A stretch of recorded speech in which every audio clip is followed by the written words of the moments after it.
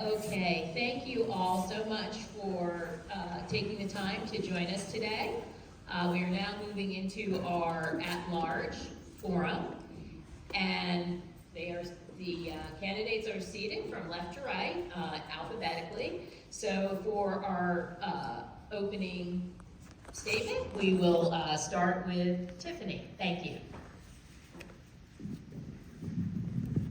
Good morning, everyone. My name is Tiffany Grant, and I am running for County Council at Large because I care about our community. At 18 years old, I lost both parents and raised 4 siblings along with my other sibling. And I learned on that day what it means to need access to resources and not have them. I learned on that day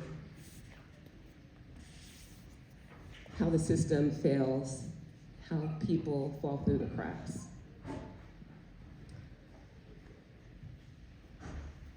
I'm here to do something about that. Professionally, I've built a career.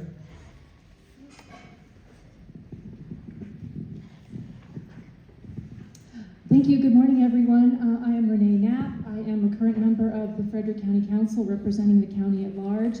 I am a longtime resident of Frederick County. I grew up in the Middletown area. When I graduated from Middletown High, I went to Baltimore to live for a little while. I met my husband, and we moved back to Frederick County in 1994, where I lived in Ballinger Creek for about 14 years, and then Adamstown for the last 18 years. I live in Adamstown with my husband and my son. My son is a 35-year-old autistic man, and he's going to be living with us for the foreseeable future. And one of the reasons that inspired me to run for office was as my children got older, and my son was able to gain more independence, but I began to look around at the county and wondering what does life look for somebody in Frederick County who has special needs. And so I got involved in Democratic politics with Women's Democratic League and the Frederick County Democratic Central Committee, supporting other candidates. A little rusty. Thank you.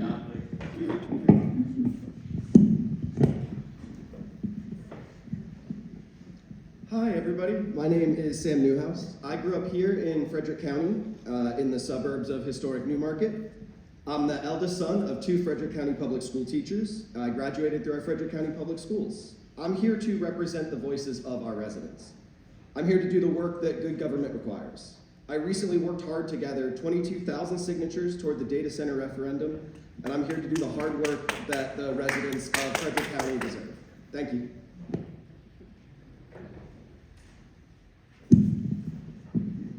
Good morning, I'm Brad Young. I was born and raised in Frederick County, raised 3 daughters, now have 6 grandchildren here in Frederick County. I was raised to be involved in the community, serving on the county council as community service to me. I've been active. I served 15 years on the board of Frederick Community College, 12 years on Frederick FCPS board, first term on the county council, been active in many nonprofits, I Believe in Me, Love for Laughlin, been participating with many others. I'm here because I love Frederick County. I'm here to continue to do that public service if reelected. Thank you. All right, our first question is going to go to Renee. And this concerns the data centers. Over 22,100 voters, representing 10% of county voters, signed a petition demanding a referendum on data center land expansion. Does this in any way shape your position on such land expansion in the county? So thank you for the question. When the overlay that the referendum is based on, that was designed to put up a perimeter, a definite boundary, a compacted boundary for data center development in Frederick County. Now, in terms of the referendum, I absolutely support the citizens gathering signatures for the referendum and having that process play out. But I do believe that the overlay, if it's upheld and if it is successful, will contain data center development in Frederick County. And as we're looking, as Jamie mentioned earlier, IW2, other lands that could possibly be rezoned for industrial use, it's important that we keep that proactive perimeter and be vigilant about where we can locate data center development in Frederick County.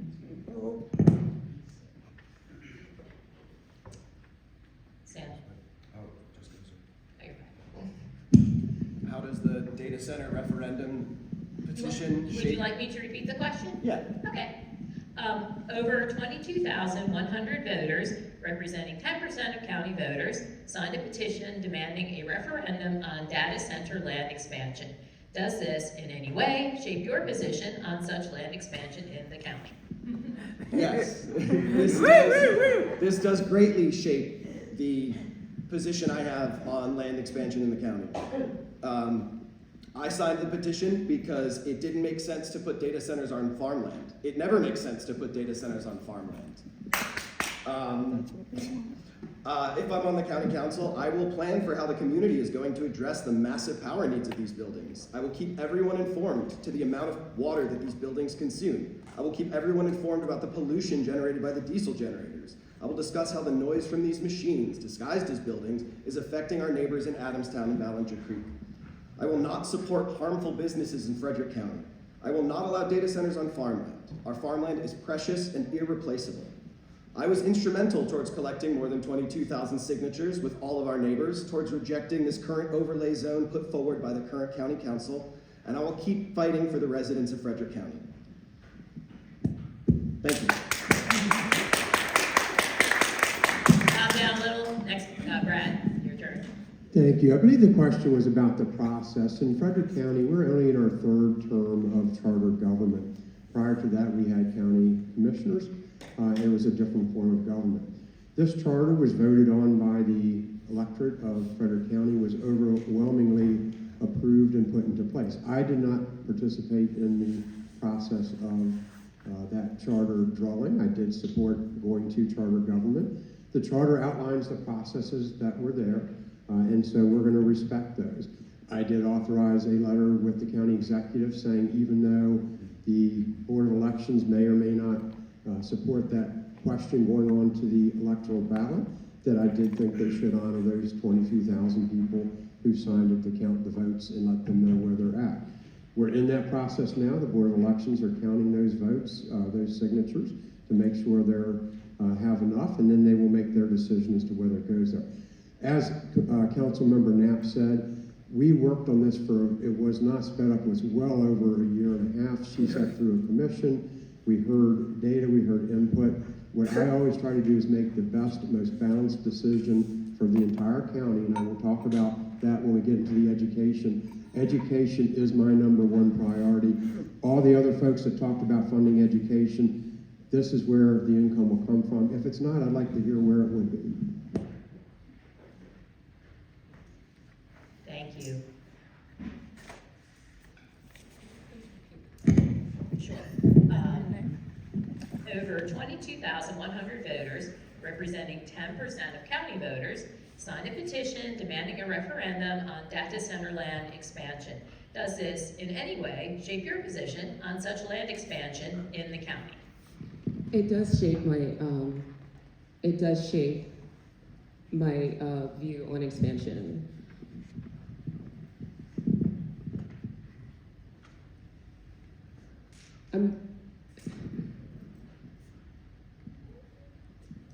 Excuse me.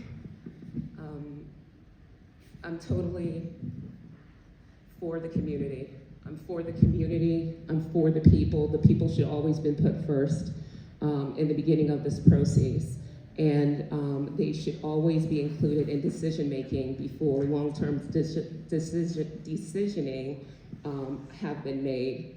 So in regard to the data centers and the petition signings, I am for the people. I believe in what they did, and I am standing in solidarity with them. I did sign the referendum, and I am for community and people being first. Can I use a rebuttal? Sure. I think you have 2? Yeah.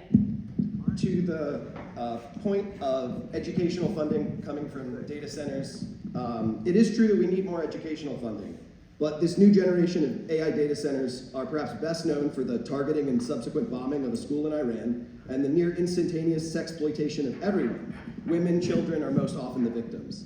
These developers exploit all of us to benefit a select few. I do not want that for Frederick County. I don't care if we need money, getting it from that source is reprehensible.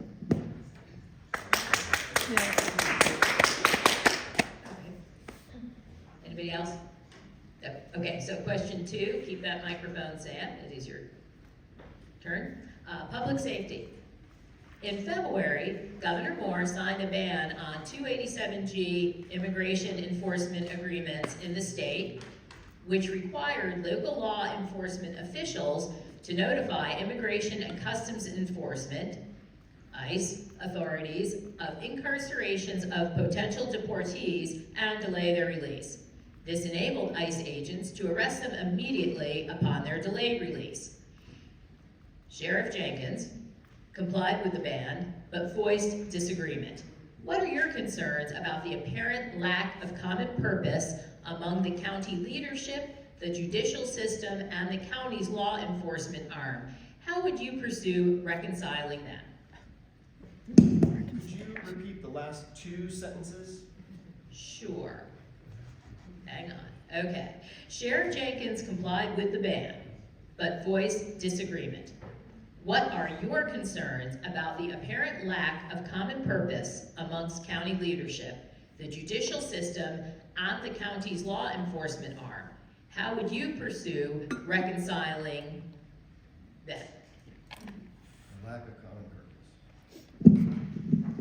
purpose. I see reconciling a lack of common purpose by giving us a common purpose. I see public safety as a 3-pronged approach: increasing citizen oversight of the police, increasing access to healthcare and improving our emergency services, and improving our public infrastructure.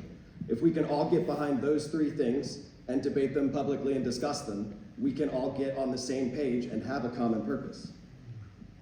My friends are afraid for the safety to leave their homes, and many of our neighbors feel unsafe to go to the grocery store. Some of our neighbors are scared to seek health care. Some of our neighbors are suffering due to lack of health care. Many lack transportation to get there. Building affordable housing near medical facilities and providing transportation for health care for our neighbors is the responsibility of the county government. Fire response and emergency response must be improved to keep pace with our growth. Building and improving our public schools is a paramount of our public safety. I will fight to build and retrofit all of our Frederick County public schools so that our next generation is safe in their public schools. My 5th grade teacher from Urbana Elementary, Mr. Esco, went blind to teaching due to teaching in portable classrooms. The formaldehyde in the HVAC system decayed into volatile organic compounds, created a hypoxic environment, and destroyed his optic nerves. Building and maintaining safe bike paths and pedestrian walkways can give us a common purpose. To keep our residents safe, introducing more transit and improving the county's walkability and bikeability will reduce our reliance on cars and reduce car-related deaths.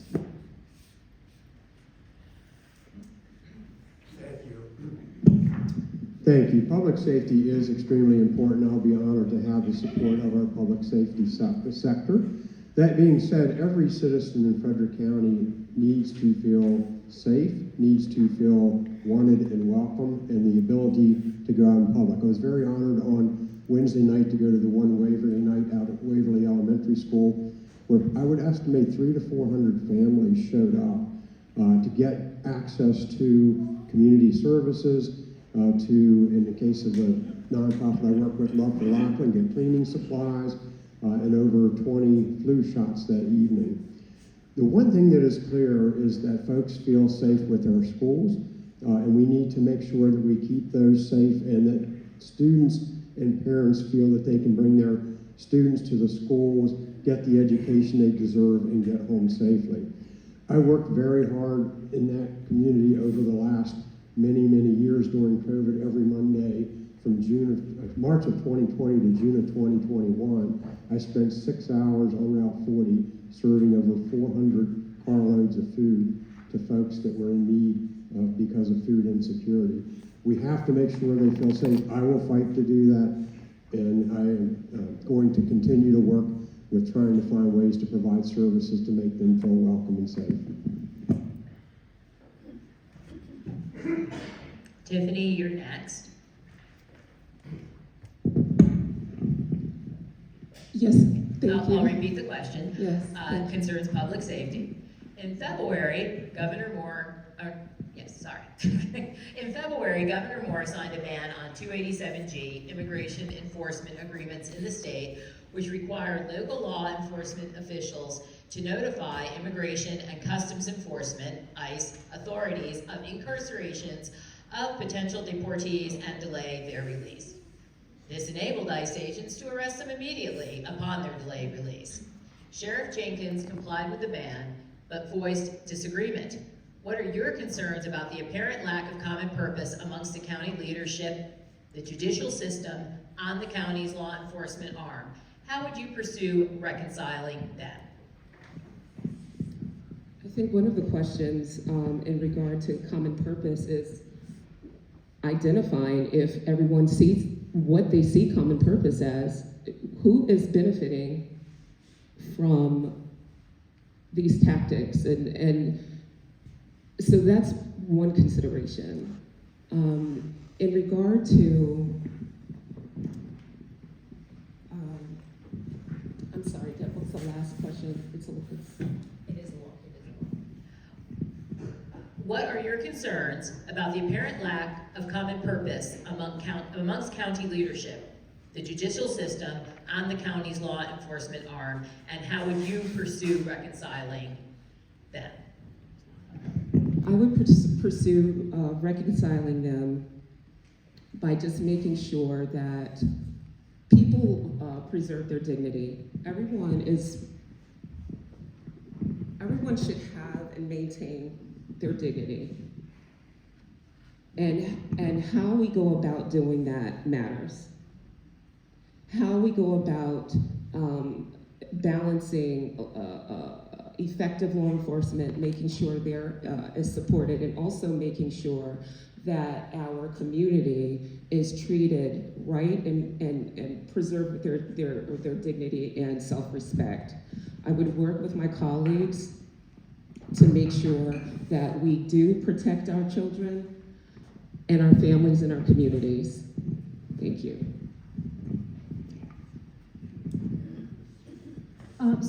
So two thoughts here. Number one, I think the thing we have to be ready to assert local control in Frederick County over law enforcement, to assert more local control. We have control over county-owned properties. We can have proposals where federal law enforcement cannot set up stations where they can process and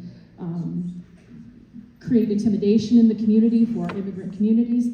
Secondly, I think each cycle that we have of the charter, I think it's becoming more apparent that we have to consider a county police force. I think that would kind of go to what you're talking about in terms of an overall strategy.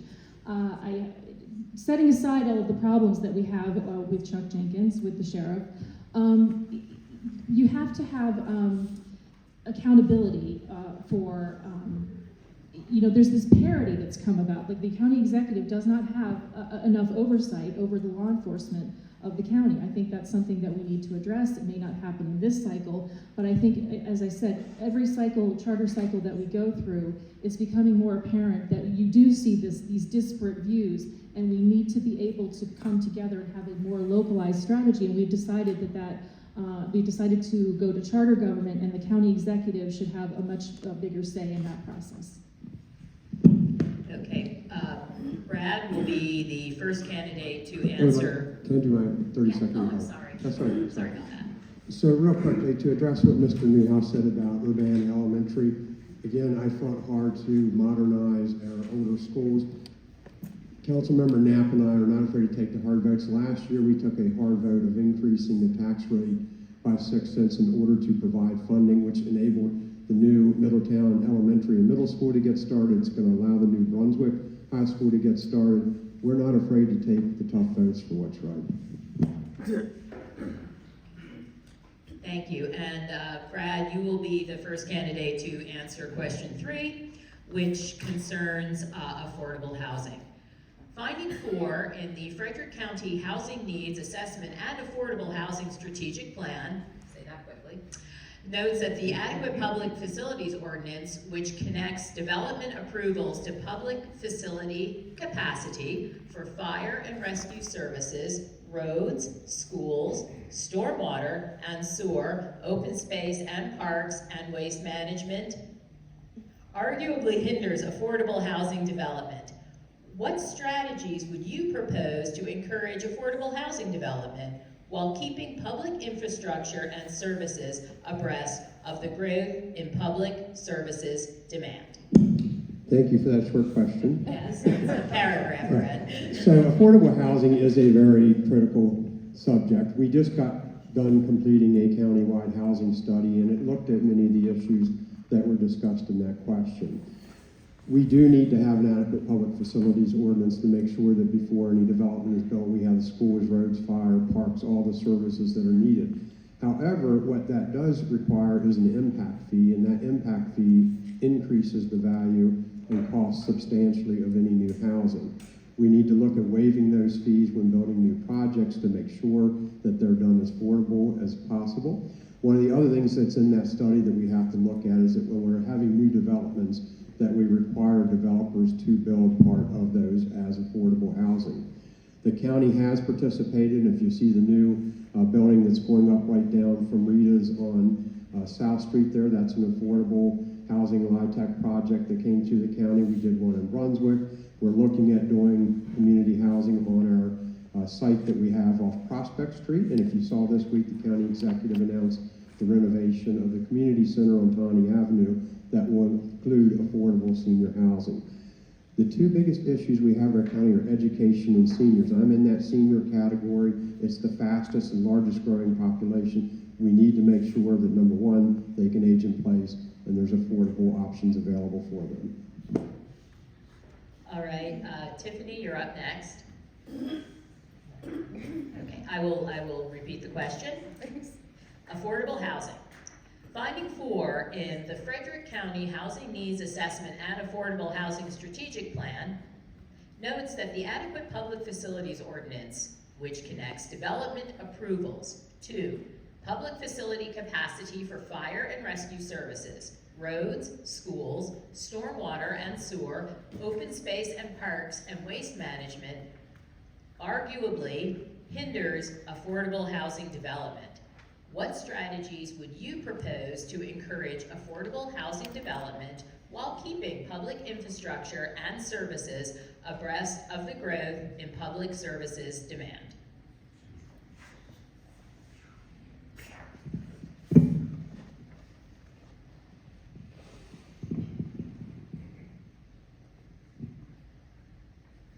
That was a lot, Deb. It's a lot to read, Tiffany. Can you just give me the last two, the last part of it, please? Sure. So this concerns adequate public facilities needs versus affordable housing needs. Yes. What strategies would you propose to encourage affordable housing development while keeping public infrastructure and services abreast of the growth in public services demand? Thank you. And one of the strategies, like the progressives are holding their seminar on different opportunities and different ideas and how we can go about and creating stable housing. And one of those, one of the ideas was,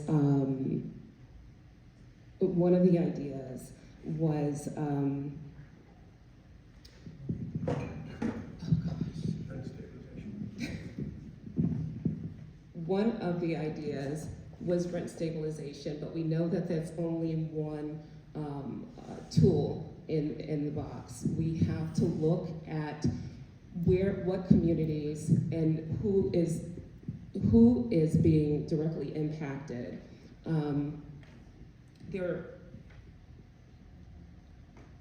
It's not a one topic fix. It can't be fixed just by one thing. It's a multitudinal it's multitudinal. So I think just having additional ideas shared is best.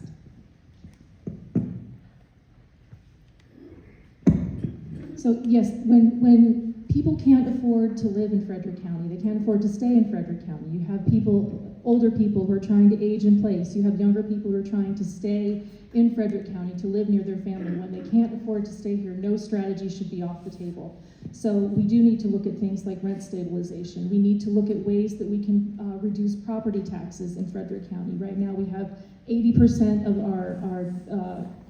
our tax base comes from residential instead of commercial. We're trying to move that in the right direction. That's all of these strategies. They're not fast, but we can also consider. The housing study also cited ways that we can look at our zoning practices and our policies. How can we lower barriers for housing creation? That involves working with developers for to see how we can meet them, you know, halfway to increase our affordable housing supply. And affordable means different price points in Frederick County. That we definitely need to look at updating our zoning regulations so that we can create housing in Frederick County so that people can afford to stay here. But as was mentioned, no strategy can be off the table.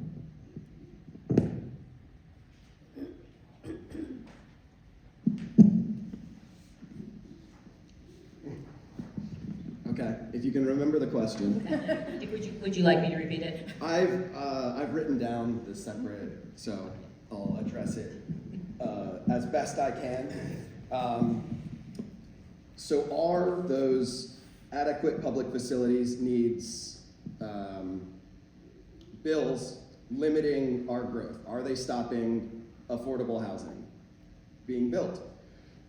The page said that it was likely, that it's arguable, that that is one of the things that is limiting our growth, our affordable housing growth. I'll read the first sentence again, which is really long. Finding 4 in the Frederick County Housing Needs Assessment and Affordable Housing Strategic Plan notes that the Adequate Public Facilities Ordinance, which connects development approvals to public facility capacity for fire and rescue services, roads, schools, stormwater and sewer, open space and parks, and waste management, arguably hinders affordable housing development. Okay, so that means it's one of many things that hinders affordable housing development. So we will look at that and we can reduce that. Maybe we can split out the open spaces from the fire and rescue in schools. Maybe water can be its own thing. I will use every tool that is available for me to create affordable housing in Frederick County. All the excuses I have heard have come from people who own a home, and I'm not convinced this county has really tried. So many excuses from people who have never had to consider affording a home. I cannot afford a home. I do not own a house.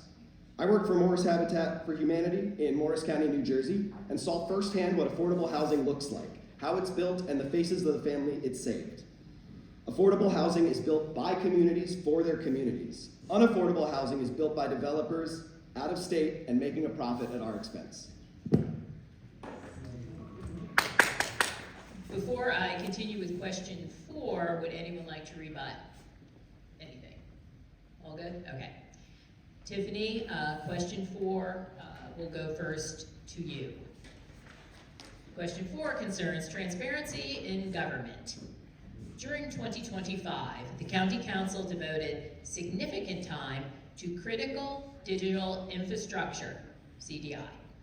While proper formal notifications were given, the ultimate vote to approve the expanded CDI overlay, despite the Planning Commission recommendations to largely keep the original overlay map and allow for the county to judge costs and benefits before expanding, caught most voters by surprise. What recommendations would you put forward to make County Council deliberations and explanations behind the votes taken more transparent to the community?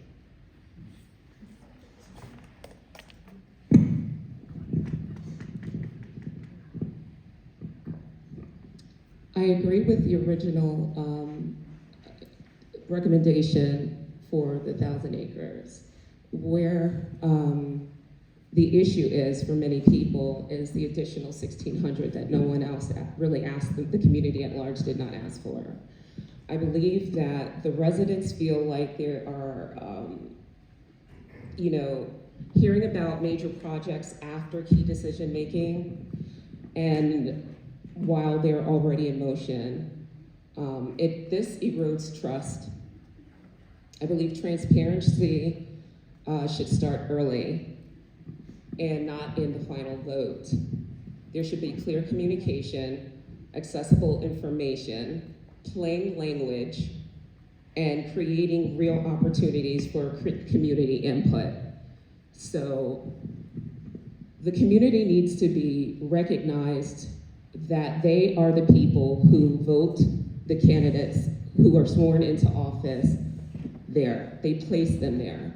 And when the community is left out, there is a lot of doubt and trust in just transparency. So ensuring trust and keeping it sustained.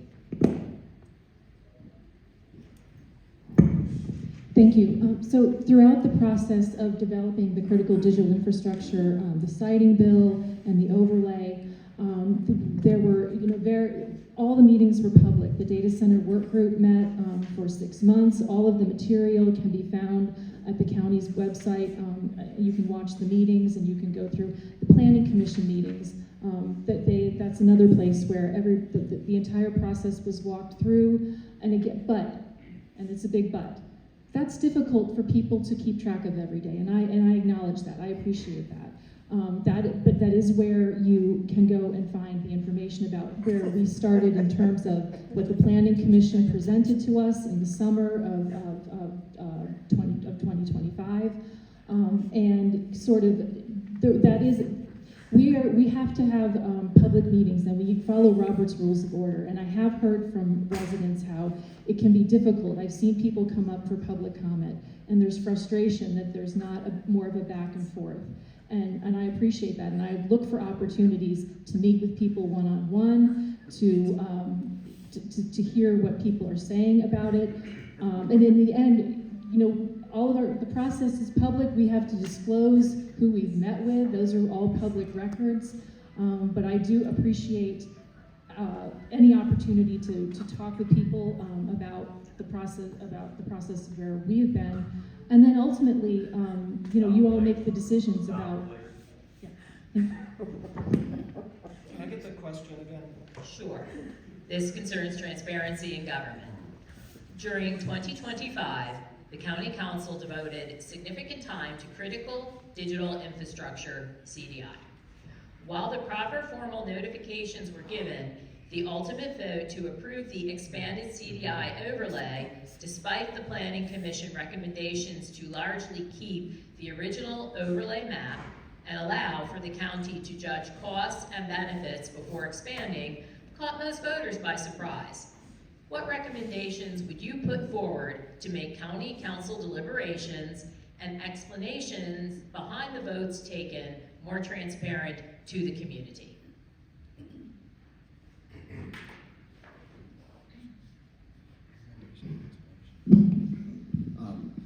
I want our county government to be transparent and to make sense to everyone. What happened this past year, while there was the formal public comments, there was no communication from the county government explaining the complexity of data centers, how long they're going to affect us forever. I spent my career as a communicator, and I'm a communicator when I'm participating in my activism. I will continue to communicate and inform the public on what is happening, to get them involved, to get them to understand what is happening without making them have to watch an hour-long planning commission meeting.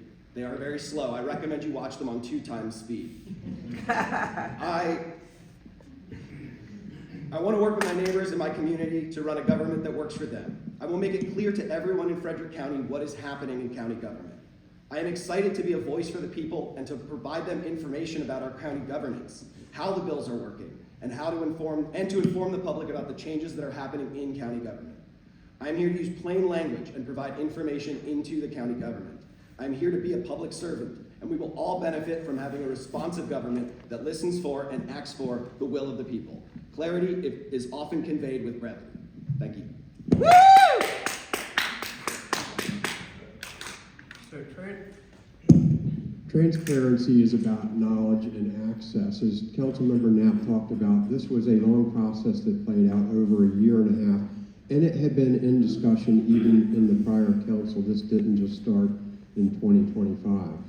I will say that I try to make myself as accessible as any elected official in Frederick County. You can email me at byoung@frederickcountymd.gov. My cell phone number is 240-674-0515. That's not my county email. That is a cell phone. That's my personal cell phone. I am accessible to talk about. Look, in the end, you have a lot of folks that come in. They aren't aware of how the process works, and that is a issue that has been going on all the way back for 30 years. It isn't important to somebody until it's important and they know about it. When they find out about it, sometimes it's gone on for quite a while before they get there. We do a lot to try to make sure that folks are informed about things that we're going through, and unfortunately, again, some find out about it later in the process than others. I think overall, we try to make sure that everybody is aware of what's going on. The processes that took place last year had plenty of opportunity for public input. I talked to folks in the meetings, I read the emails, I heard what they said. Ultimately, I made the decision that I felt was best for the county. You didn't listen. All right, does anybody wish to rebut any part or anything for question 4? We all good? Okay. So we are going to move into our closing statements now, and the first person to give their closing statement will be Renee. I want to thank the South County Democrats, the Democratic Central Committee, all of the clubs who put together these forums. I really appreciate the opportunity to be with all of you this morning. And I want to, we don't have a lot of time. Every decision that I make that comes before me, the county council, we get a wide variety of issues. Every decision I make, I look through the lens of what is the most good that I can do for the most people in Frederick County, and also keeping in mind how it affects people vulnerable communities who do not have the access, the resources, or the time to keep up with all of these issues. That is what I bring to every decision that I make in the county. And then lastly, I would like to just note that I hope that we keep a majority, the Democrats keep a majority on the county council. I'm very encouraged by the fact that if you look around, it really looks like we're at least going to have, hopefully, the same number of women on the county council. Maybe we're going to add another one. And I think that goes to making sure that decisions in Frederick County are made by a variety of points of view. And again, I want to thank everybody for coming out this morning. This is going to be a long process. And again, I really would appreciate the opportunity to meet with small groups of people or individuals so that I can keep the lines of communication open and you can let me know how I'm doing, because we are all ultimately accountable to you. Thank you. No, you're not. Stop heckling. I want to thank everybody for coming out pretty early on a Saturday.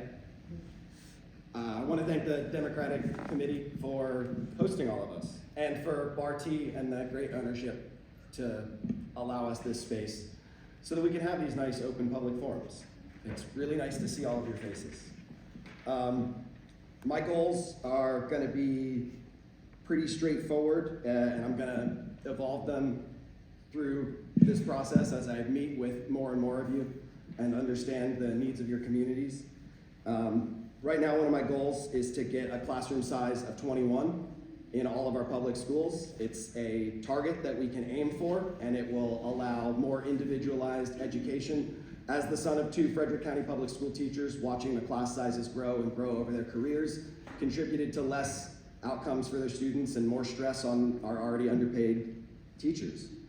I'm all about smart growth, which is planning for housing, and really it's planning for affordable housing. We are at a point right now where we cannot afford to waste any time at all. We have to use every opportunity and every tool available for us to make affordable housing.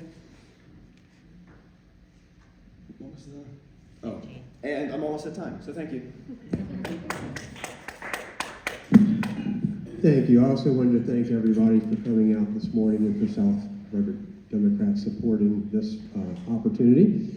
For my three top issues that for me are education, senior services, and affordability. Mr. Newhouse, I'm glad to hear you support lowering class size. You also have to understand the numbers.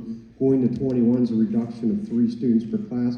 That's $95 million, and it is a good goal, and we should get there.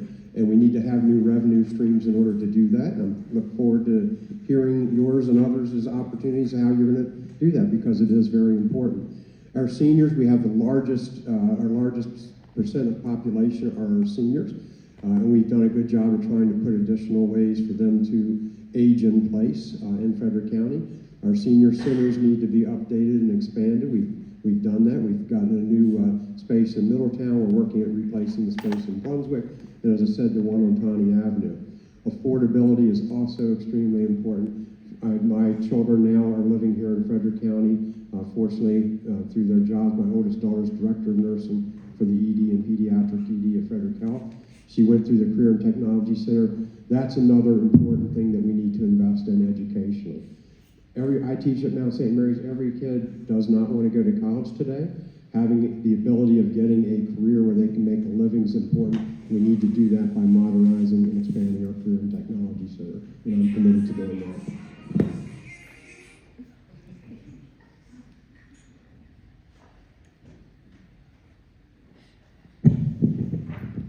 I would like to thank you all for the opportunity this morning.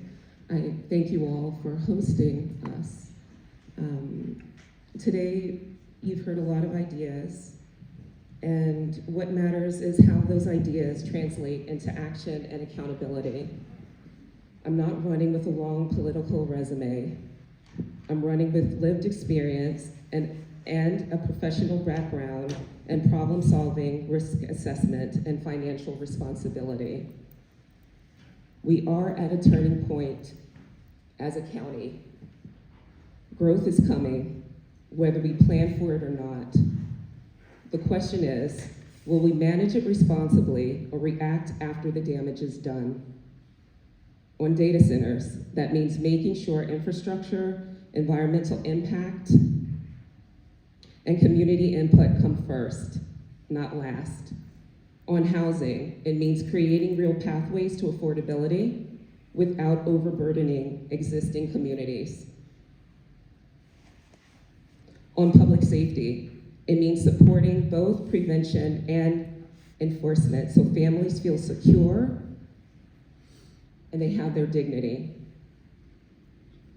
And on transparency, it means no more decisions that residents feel blindsided by. People deserve to understand what's happening in their communities before it's finalized. I will ask hard questions. I will follow the data, and I will make decisions based on long-term impact. If you want leadership that is steady, thoughtful, and accountable, not reactive or questionable, then I'm asking for your support. Because at the end of the day, it isn't about a seat, on the council. It's about whether the people in this county feel heard, protected, and prepared for what's ahead.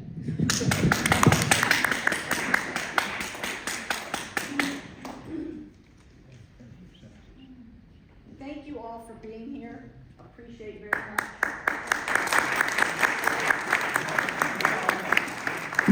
And also our District 2 candidates, I know Jamie is still here.